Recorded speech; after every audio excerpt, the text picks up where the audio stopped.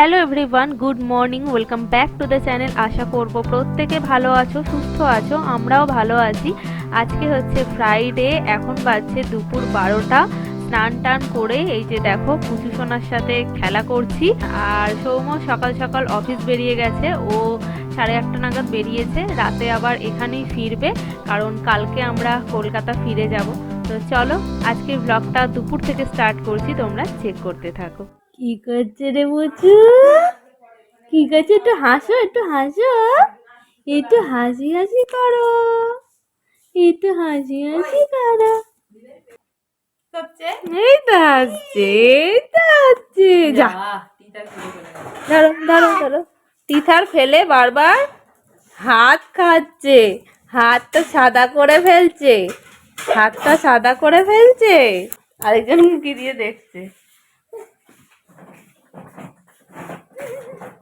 এখন সন্ধে 7:30 মতন বাজে, আর এদিকে দেখো আমাদের ঠাকুর বরণ করা হয়ে গেছে। আজকে আমাদের ঠাকুর বিসর্জন হয়ে যাবে, আর রাতে আজকে পিকনিক হবে আমাদের পাড়ায়। দুদিন তো পুজোর জন্য নিরামিষ খাওয়া হয়েছে, আজকের খাওয়া দাওয়াটা কিন্তু পুজো রিলেটেড নয়, তাই তোমরা কেউ ভেবো না যে সরস্বতী পুজোয় রাইস চিকেন খাওয়া হচ্ছে, সেটা কিন্তু একদমই নয়। আমাদের পাড়ায় যেহেতু প্রত্যেক বছর একবার শীতকালে সবাই একসাথে পিকনিক করা হয়, কিন্তু এই বছর সেটা হয়নি, তাই জন্য আজকেই প্ল্যান করা হয়েছে। যেহেতু সরস্বতী পুজো উপলক্ষে সবাই আছে, 80 টাকা করে চাঁদা তোলা হয়েছে, তুলে আমাদের মেনু ঠিক করা হয়েছে রাইস, আর তার সাথে চিকেন কষা হবে। তো আজকে চিকেন কষার দায়িত্ব আমার ওপরে এসেছে। 7 কেজি চিকেন রান্না হবে 35 জনের। 35 জন মিলে পিকনিক করা হচ্ছে, পার হেড 80 টাকা করে ধরা হয়েছে। 35 জন নয়, 33 জন মতো হবে, শেষমেশ 33 জন মতন হয়েছিল। তো 33 জনের 7 কেজি চিকেন করা হচ্ছে, মানে সেটাই হিসাব করা হয়েছে আর কি। সেই চিকেন কষা রান্নার দায়িত্ব পড়েছে আমার ওপর। সবাই বলেছে যে এবারে চিকেনটা তুই করবি। সব সময় বলি তোমাদের যে আমি রান্না করতে ভীষণ ভালোবাসি, রান্নাটা আমার কাছে কোনো হেডেক নয়, কিন্তু এতটা পরিমাণে চিকেন আমি কোনোদিনই রান্না করিনি, তাই শুনে একটু প্রথমে ঘাবড়ে গেছিলাম। এত বড় কড়া, এত বড় হাতা, এতটা পরিমাণ চিকেন, আর তার সাথে যেহেতু আলু থাকবে তাই পরিমাণটা অনেকটা বেশিই থাকবে। তো শুনে প্রথমে একটু ঘাবড়ে গেছিলাম, তারপরে সবাই বলেছে আমাকে হেল্প করে দেবে, তো আমি সেটাতে রাজি হয়ে গেছি। আমরা ঠিক আছে, সবাই আমাকে হেল্প করে দিও, আমি করতে রাজি। এদিকে দেখো রাইসটা মোটামুটি কমপ্লিট, রাইসটা সবাই মিলেই করা হচ্ছিল। রাইস যখন মোটামুটি কমপ্লিট তখন সবার মনে পড়েছে যে কাজু কিশমিশ দেওয়া হয়নি, তো মানে কাজু কিশমিশ আনাই হয়নি, লিস্ট থেকে বাদ চলে গেছিল, সেটাই এখন আনতে গেছে। প্ল্যান করা হলো লাস্টে কাজু কিশমিশটা ঘিয়ে একটু ভেজে এর সাথে রাইসের সাথে মিশিয়ে দেওয়া হবে।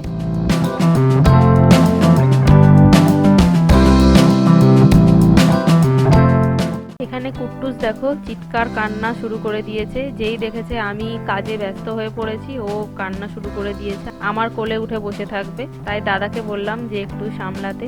আর পুচকেও এদিকে সবার কোলে কোলে ঘুরছে, ওর কোনো সমস্যা নেই। তুইও কাজ করছিস, একটু দেখিয়ে দি।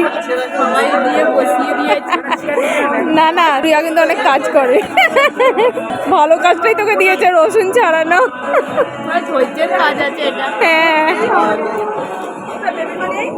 বাইরের বড় ওভেনে যেহেতু রাইসটা হচ্ছে, এখনো নামানো হয়নি, তাই আমরা রান্নাঘরে চলে এসেছি। গ্যাসে একটু কফি বানাচ্ছি সবার জন্য। কফির পরিমাণটা কম হয়ে গেছিলো আর দুধটা অনেক বেশি হয়ে গেছিলো, ওই জন্য কালারটা এরকম সাদা সাদা লাগছে।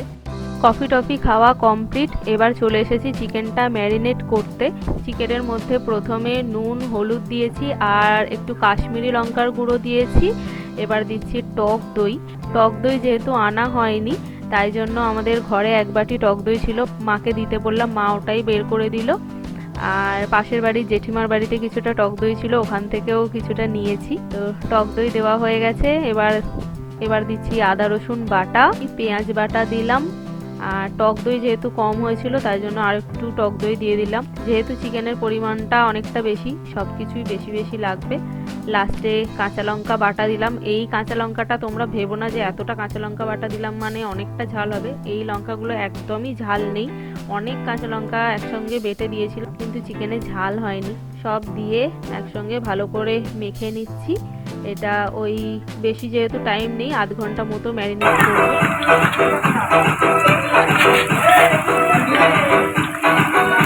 মামুনিকে দেখিয়ে দিই, আবার বলবো যে কোথায় আমাকে দেখাসনি তো, দেখাসনি তো।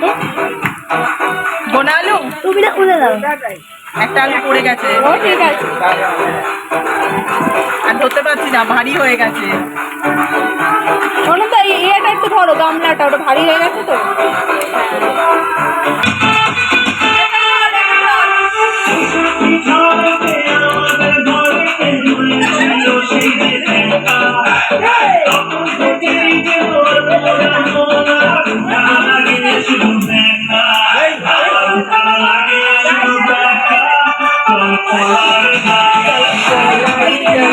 এই যে দেখো আমি রান্না করছি আর সবাই আমাকে হেল্প করে দিচ্ছে। সামনের বাড়ির এই দিদি আমাকে অনেক হেল্প করেছে।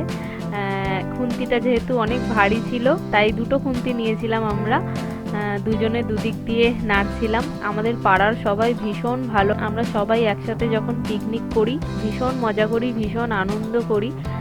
বিয়ের আগেও আমরা প্রত্যেক বছর 2-3বার করে এরকম পিকনিক করতাম, খুব মজা হতো।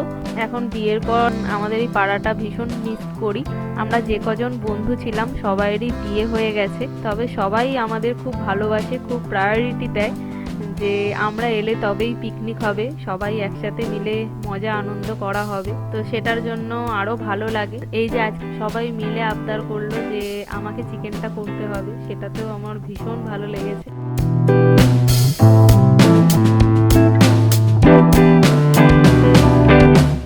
মাংস কষাতে কষাতে আমার হাত ব্যথা হয়ে গেছে, আর এই যে দেখো এখন বৌমনি চলে এসেছে, এখন বৌমনি মাংস কষাচ্ছে। চিকেনটা সেরকম ঝোল করিনি, আলু দিয়ে একদম কষা কষাই করেছিলাম, যেহেতু রাইস দিয়ে খাওয়া হবে।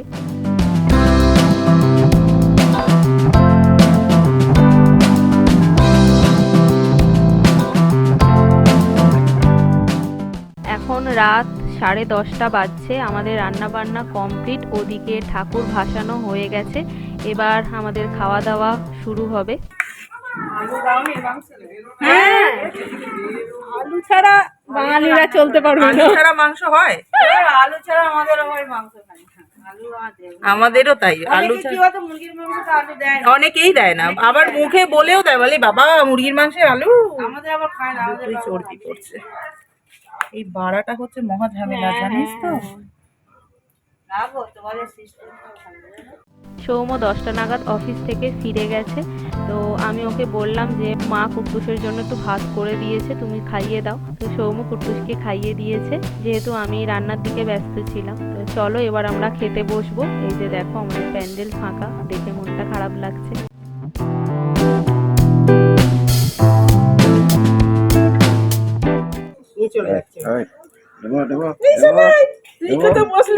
কি গো, রাইস চিকেন তো খাবে, ছেলে কি খাবে?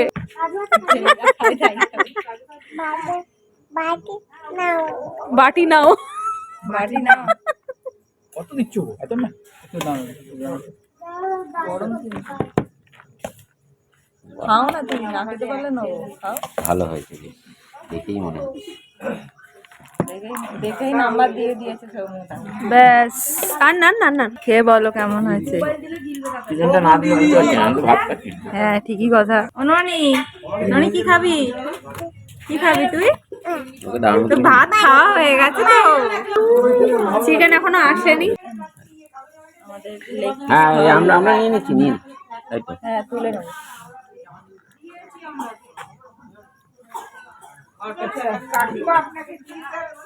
বলো কেমন হয়েছে। গরম ভালো হয়েছে, বেশ ভালো। মানে একসাথে রান্না করাটা আলাদা রকম টেস্ট হয়। ও আচ্ছা আচ্ছা, মানে অনেকটা, তার মানে ভালো। তার মানেই ভালো, একদম বাজে। এই বেবি ঠিকঠাক দেবে। কেমন হয়েছে রে চিকেন? এই তো দিচ্ছি, তুলছি। সবাই সবুজ হয়ে আছে।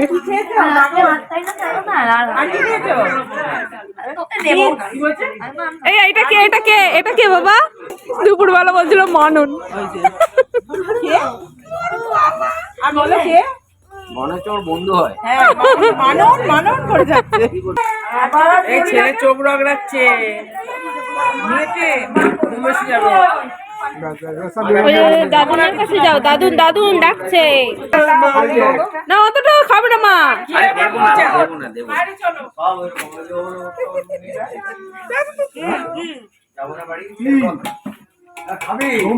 না ঠিক আছে চলে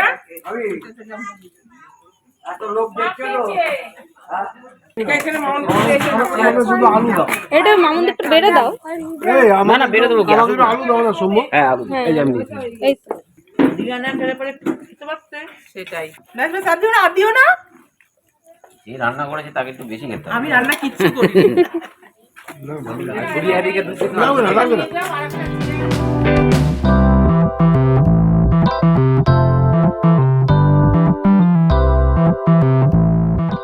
কি গো তোমরা যে খেয়ে যাচ্ছ কিছু বলছো না তো? ফাটাফাটি হয়েছে চিকেন। আমাদের ছবি তুলছে না। তুলছি। তুই বল, তুই তো কিছু তো বলিস। আমরা তো কথাই জানি না। বুড়িয়া তো কি সুন্দর করে বলে। আমি কবে শুনবো তাহলে? এগুলো তো নতুন করে বলবি নাকি?